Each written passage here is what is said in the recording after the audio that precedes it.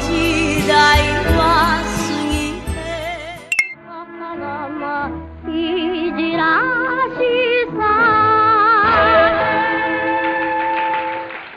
미소라 히바리, 일본의 국민 가수라는 위상을 뛰어넘어 일본 경제성장기인 쇼와 시대 자체를 대표하는 위상을 가지고 있는 가수. 누적 음반 판매량 8천만 장 이상으로 비공식적으로는 일본의 판매량 1위 가수이면서 동시에 한국계라는 소문이 끊이질 않았던 미소라 히바리는 1937년 생선가게를 하는 아버지와 어머니 사이에서 태어났습니다. 그녀가 태어난 이듬해인 1938년 일본은 대동아 공영권이란 정책을 발표하면서 본격적으로 전시체제로 가고 있었는데요. 혼란스럽고 공고한 유아 시절을 보냈다고 합니다. 이렇게 시대는 하수상했지만 부모님 모두 노래를 부르는 것을 좋아했기 때문에 미소라 히바리의 집안에는 늘 노래가 끊이질 않았습니다. 1943년 아버지가 전쟁에 징집되는 바람에 집을 떠나게 되었는데 아버지를 떠나보내기 전 많은 사람들이 모인 자리에서 어린 미소라 히바리는 처음으로 노래를 공개적으로 부르게 됩니다. 어린 소녀가 부르는 한 맺힌 노랫소리에 마을 사람들은 큰 감명을 받았고 어머니는 그때부터 딸의 재능을 알게 되었죠. 딸의 재능이 심상치 않음을 간파한 어머니는 적극적으로 지원을 했고 그렇게 직접 사재를 털어 딸을 위한 소규모 악단과 무대를 마련하며 도와줍니다. 당시 히바리의 나이는 8살. 그 이듬해인 1946년에 어머니는 NHK의 노래 콘테스트에 딸을 내보내기도 했는데요. 단연 당당한 합격과 함께 슈퍼스타가 될 것을 기대했지만 결과는 낙방. 비정상적으로 노래를 잘하는 모습을 보며 심사위원은 노래는 잘하는데 어린이답지가 않다, 비교육적이다 등 심사평을 내놓습니다.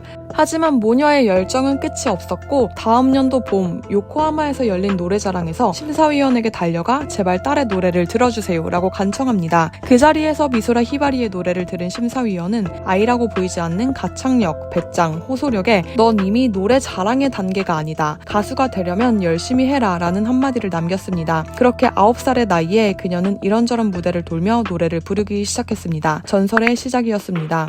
하지만 그 과정은 순탄치 않았는데요. 어느 날과 같이 지방 순회 공연을 돌던 중 동료 가수들과 함께 버스를 타고 오던 중이었습니다. 고치현의 국도를 돌아가던 버스는 전방에서 돌진하는 트럭을 발견했고 이를 피하려는 순간 그대로 절벽 밑으로 전락하게 됩니다. 절벽 밑엔 강이 있었기 때문에 그대로 낙하하면 전원 사망이 예상됐지만 천운인지 운 좋게 범퍼가 벚나무에 걸렸고 그렇게 목숨을 부지하게 됩니다. 이 충격으로 그녀는 기절한 상태였는데 마을의 의사에게 구출되어 가까스로 그날 밤 의식을 되찾았지만 이 소식을 들은 아버지는 더 이상 가수의 활동을 금지합니다. 완강하게 반대하는 아버지를 향해 히바리는 노래를 부르는 것을 그만둘 바엔 차라리 죽겠다라며 받아쳤고 그렇게 그녀의 가수로의 의지는 더욱 단단해졌습니다. 12살의 어린 나이에 이름을 알려나가던 그녀는 처음으로 레코드 녹음을 했는데 이 첫 싱글 레코드가 45만 장이나 팔리는 히트를 치면서 본격적으로 전국 규모의 유명 가수들과 함께 나란히 섭니다. 사실 미소라 히바리는 가수뿐만 아니라 161편이나 되는 영화에 출연한 배우이기도 했는데 당시 일본의 분위기는 패전 후 혼란스럽고 희망보다는 절망에 가득한 상황이었습니다. 미소라 히바리는 아역 배우로서 이 시기 일본 사회를 고무시키곤 했는데요. 12살 때 첫 주연으로 출연한 슬픈 휘파람에서는 공습에 불타고 거리에 불황화가 넘치던 종전 후 요코하마를 그렸습니다. 미소라 히바리는 전쟁으로 인해 이별한 오빠를 찾는 소녀를 연기했습니다. 또 찰리 채플린의 명작 키드를 변형한 도쿄 키드에선 어머니와 사별한 뒤 구두 닦이 소년으로 변장한 소녀를 연기하며 어려운 현실 속에서 미래에 대한 희망을 일본인들에게 불러일으켰습니다. 이 두 작품에서 미소라 히바리는 주제곡도 불렀는데 이를 시작으로 인기를 끌게 됩니다.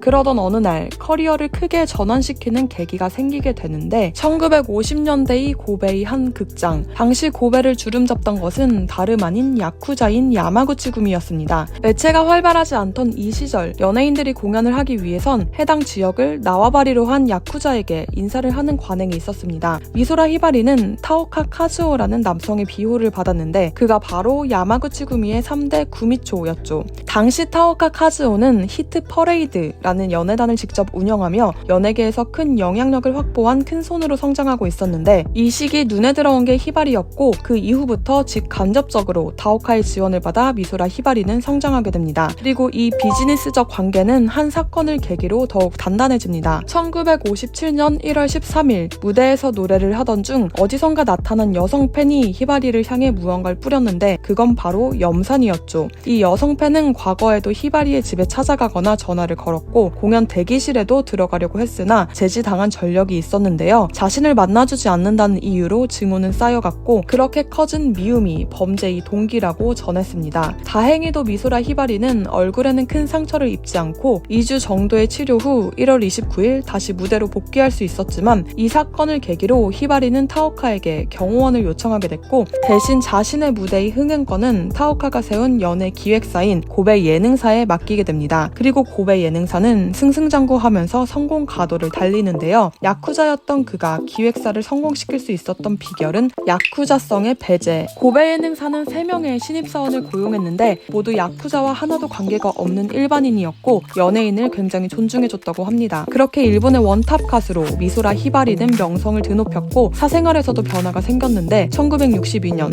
영화배우 코바야시 아키라와의 결혼 소식을 알린 것입니다. 둘의 만남은 잡지의 대담을 통해 이뤄졌는데 처음 코바야시는 결혼까지는 생각하지 않았지만 이후 타오카에게 결혼을 강요받은 코바야시는 이를 거절할 수 없었다고 전해집니다. 이 이면엔 히바리의 요청이 있었다고는 하는데 행복해야 할 것 같은 결혼은 처음부터 삐걱거립니다. 히바리의 어머니 등 주변 사람들이 이 부부의 사이에 끊임없이 개입했고 남편인 아키라 역시 히바리가 가정에만 충실하길 원했지만 히바리는 계속 활동을 하고 싶었기에 이런 점이 상충되며 2년 만에 이혼을 발표하게 됩니다. 어머니인 키미에는 인생에서 가장 행복했던 것이 딸이 이혼한 것이라고 말할 정도였는데 이혼 후 히바리를 그림자처럼 지탱해주며 일본 전국의 콘서트와 텔레비 출연까지 성사시켰고 일본 언론은 엄마의 영역을 넘어선 존재라고 표현하기도 했습니다. 40년도부터 시작한 활동은 70년대에도 이어졌는데 심지어는 일본계 브라질인들의 요청으로 브라질에서까지 공연을 하며 3일간 5만 명의 관객을 동원합니다. 그렇게 쇼와 시대를 대표하는 아이콘으로 승승장구하던 미소라 히바리. 하지만 80년대에 접어들면서 인생의 하락기가 찾아옵니다. 그 누구보다 따르던 어머니가 뇌종양으로 세상을 떠났고 인기 또한 눈에 띄게 떨어지며 술과 담배에 의존하는 정도가 높아졌고 당연히 몸은 나빠지기 시작합니다. 게다가 소속사 사장이자 후견인인 타오카도 세상을 떠나면서 외로움은 서서히 히바리의 몸을 좀먹어갔습니다.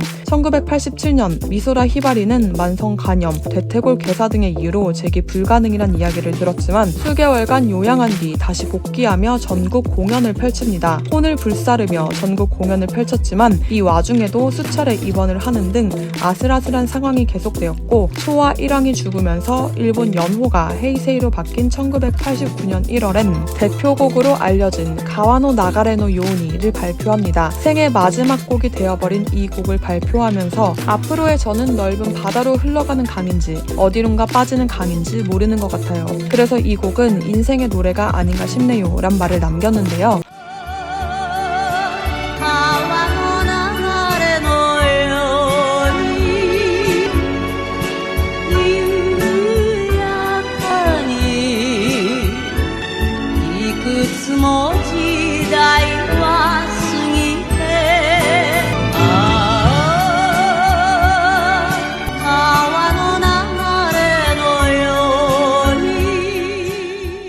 한치 앞을 모르는 인생처럼 이 곡이 발표된 지 6개월 뒤인 1989년 6월 13일 미소라 히바리는 52의 나이에 폐렴으로 세상을 떠났습니다. 미소라 히바리에 대해서는 아직까지도 한국계라는 소문이 무성하며 실제로 제일 2세로 알려져 있기도 하지만 공식적으로 본인 입을 통해서 한국계임을 밝힌 적은 없습니다. 다만 일본에서 활동하던 작곡가 등의 인터뷰를 통해 그녀가 한국계라는 사실은 공공연한 비밀이라고 얘기된 적이 있으며 제일 한국인의 실력이란 책에서도 그녀가 한국계임을 밝히고 있습니다. 생전에 미소라 히바리가 조용필의 돌아와요 부산항에 란 노래를 리메이크했을 때도 후렴구에 돌아와요 부산항에 란 가사를 번역 없이 한국어로 부르며 한국계라는 이야기는 확산되었는데요. 향년 52세의 나이로 세상을 떠난 그녀의 장례식은 일본 전 방송사가 생중계했고 조문객만 무려 3만여 명이 모였습니다. 바로 5개월 전 쇼와 천황이 죽었을 때보다도 더 큰 애도의 물결을 이루며 그녀의 죽음과 함께 진정한 쇼와 시대가 막을 내렸는데요. 일본의 2차 세계대전 패망 이후 혼란스러운 시기부터 1980년대 말 경제대국으로 성장하는 때까지